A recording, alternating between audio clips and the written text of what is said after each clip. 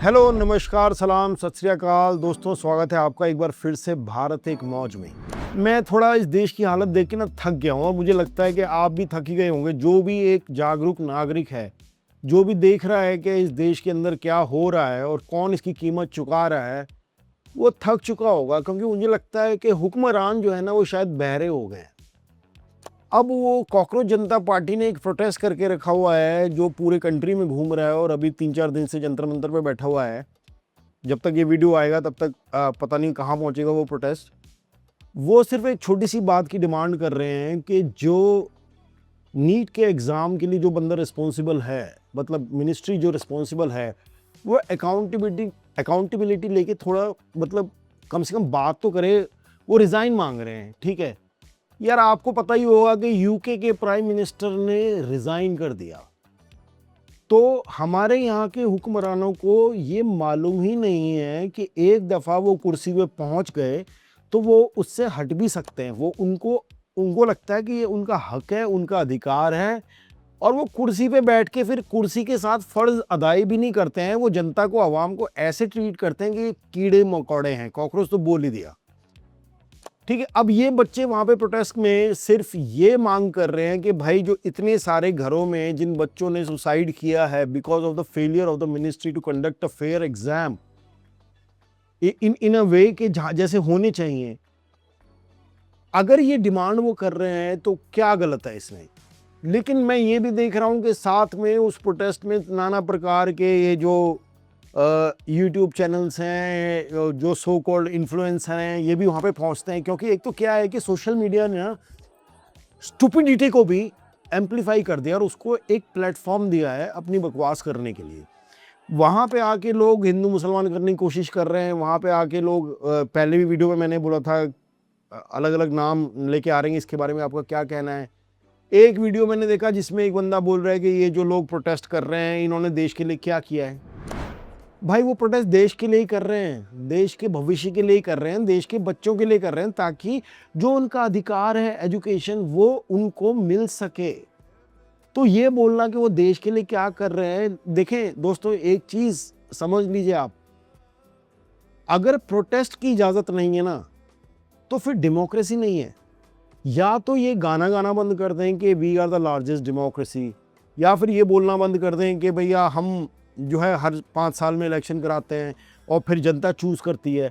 भाई अगर जनता चूज़ करती है तो जनता सवाल भी पूछ सकती है ना। आपने जिसको चूज़ किया है, जिसको आपने कुर्सी पे बिठा के रखा है, उससे ये तो पूछ सकती है ना जनता कि भाई ये काम आपने गलत किया है तो प्लीज़ थोड़ा जवाब दो, थोड़ी अकाउंटेबिलिटी रखो।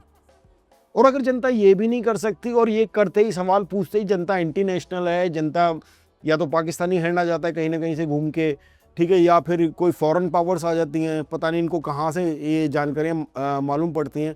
आप खुद लोग मेरे को सोच के बताओ, क्या ये इनवैलिड क्वेश्चन है? जिनके घरों में आत्महत्याएं हुई हैं, क्या उनके माँ बाप इंसान नहीं? क्या वो भारतीय नहीं है? क्या वो मतलब एंटी नेशनल हो गए अपने बच्चों की मौत पे? अगर सवाल पूछ रहे हैं तो। लेकिन ये अजीब सा एक माहौल इस कंट्री में बना हुआ है। अभी आपको याद है कुछ दिन पहले वो जो अमेरिका ने इंडियन नेवल शिप के ऊपर हमला करके 3 सेलर्स की हत्या ही बोलूँगा, हत्या कर दी। एक निर्दोष, जिनका कोई रोल नहीं था किसी भी कॉन्फ्लिक्ट में, जो अपना काम कर रहे थे, उनकी हत्या कर दी। हमारे प्रधानमंत्री, हमारी गवर्नमेंट ने तो कुछ बोला नहीं। लेकिन एक अजीब किस्म की गुलामी का सेंटिमेंट इस मुल्क में पैदा हो गया है। मैंने एक पोस्ट देखा जहाँ पे ये जो बच्चा जो वहाँ पे जिसकी हत्या हुई है, उसका बाप ही प्रधानमंत्री मोदी को थैंक यू बोल रहा है। Now how is this fair? ये ना तो एक आज़ाद दिमाग की सोच हो सकती है, ये एक किस्म की गुलामी है। ये गुलामी जो है ये आपको मजबूर कर रही है कि कितना भी अत्याचार हो जाए आपके ऊपर, in some way you have to thank the authorities जो आपके ऊपर अत्याचार कर रही हैं। एक आज़ादी की लड़ाई हम लड़ चुके हैं, आज़ाद हो चुके हैं अंग्रेज से, लेकिन ये भी एक आज़ादी की लड़ाई है जो हमको और आपको सबको लड़नी पड़ेगी। जो मानसिक गुलामी है ये ज़्यादा खतरनाक है। इस देश में कहीं आग लग रही है, 15-16 बच्चे वहां मर गए, लखनऊ में लगी है अभी आग।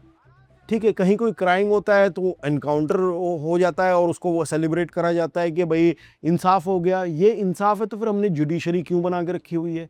तो फिर हमने ये इतनी अदालतें क्यों खोली हुई हैं? High court, supreme court, session court, ये क्यों बना के रखे हुए हैं? अगर हर चीज़ का ऐसे ही इलाज होना है कि किसी ने गलत किया, किसी एक ने डिसाइड किया कि चलो भाई इसको गोली मारो, where is the rule of law?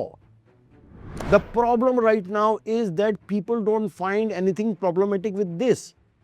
चाहे प्रोटेस्ट हो, चाहे किसी भी किस्म का कोई विरोध, सरकार से कोई विरोध नहीं होता है, सरकार से सवाल पूछे जाते हैं यार। और अगर सरकार सवाल का जवाब नहीं देगी तो भाई वो एंटी नेशनल कैसे हो गया? अगर सरकार से सवाल नहीं पूछे तो किससे सवाल पूछे? और हमारे जो महामानव है प्रधानमंत्री जी हैं, उनका अलग ही सीन चल रहा है। उनकी मैक्रोन के साथ मैंने फोटो देखी, हाथ पकड़ के ऐसे खड़े होते जैसे मेले में कोई बच्चा खो गया हो, जिसको पता ही समझ में ही नहीं आ रहा कि आगे कौन है, डर लग रहा हो। लेकिन यही प्रधानमंत्री जब हमारे देश के अंदर होते हैं तो किसी से सीधे मुंह बात नहीं करते, हाथ पकड़ना तो दूर, किसी को गले नहीं लगाते हैं और अपनी ही अकड़ में रहते हैं। लेकिन वहां जाके कभी हाथ पकड़ रहे हैं, कभी कुछ कह रहे हैं। बीच में मीडिया पागल हो गया कि यार डोनाल्ड ट्रंप ने मोदी जी से इतना डर गए। वो ट्रंप खुद को बॉस कह रहे थे, उनके खुद के तेवर नरेंद्र मोदी के सामने आज ढीले पड़े हुए थे। भाई साहब, इतनी तारीफ मोदी की, इतनी तारीफ की है ट्रंप ने कि अगर मक्खन लगाने का कंपटीशन होता तो उसमें फिसल के आदमी गिर जाए, इतना मक्खन मोदी को लगाए ट्रंप। ऐसी तारीफ ट्रंप किसी की करते नहीं है जनरली। ये हो रहा था मीडिया में कि मोदी जी से इतना डर गए डोनाल्ड ट्रंप कि उन्होंने तारीफों की पुल बांध दिए। Donald Trump said he is a killer. भाई हालांकि डोनाल्ड ट्रंप ने किस मोटिव से ये कहा होगा, क्या उसकी बात का मतलब होगा, इसके लोग अपने अपने हिसाब से मतलब निकाल सकते हैं। लेकिन जिस तरीके से इंडियन मीडिया बिहेव करता है उसी तरीके से अगर दूसरी साइड भी बिहेव करे तो ये बोल सकती है ना कि सीधा सीधा किलर बोल दिया। और डोनाल्ड ट्रंप नरेंद्र मोदी से डर गया, किस बात पे? डर की कोई वजह होती है ना। कौन सी ऐसी चीज नरेंद्र मोदी जी कर रहे हैं या किया है उन्होंने, या क्या उनकी पर्सनैलिटी में है जिसकी वजह से अमेरिका का राष्ट्रपति उनसे डर गया?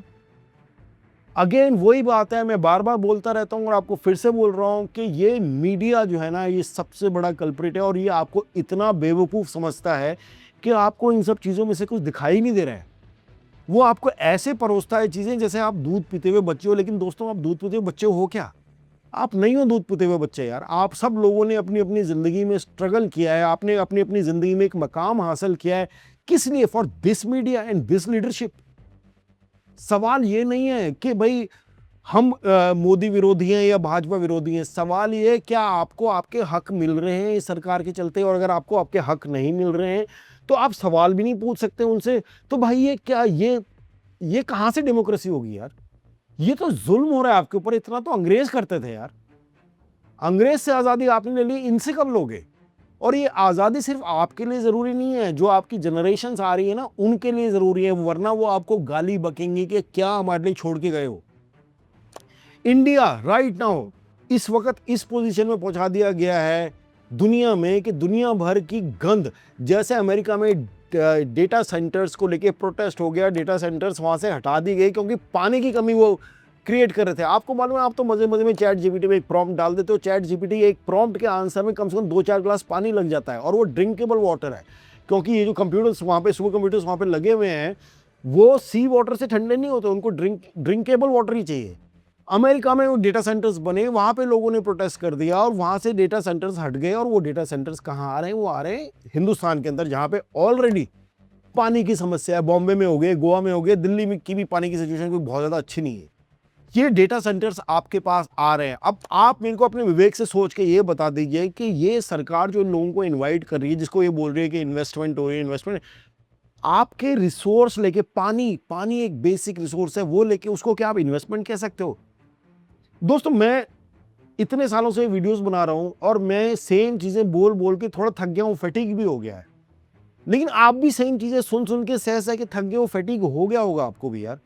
एक जाहिर से सिंपल सी बात है कि हमने चूज किया था 1947 में that we will be a liberal democracy, और उस लिबरल डेमोक्रेसी के हमने फायदे भी उठाए।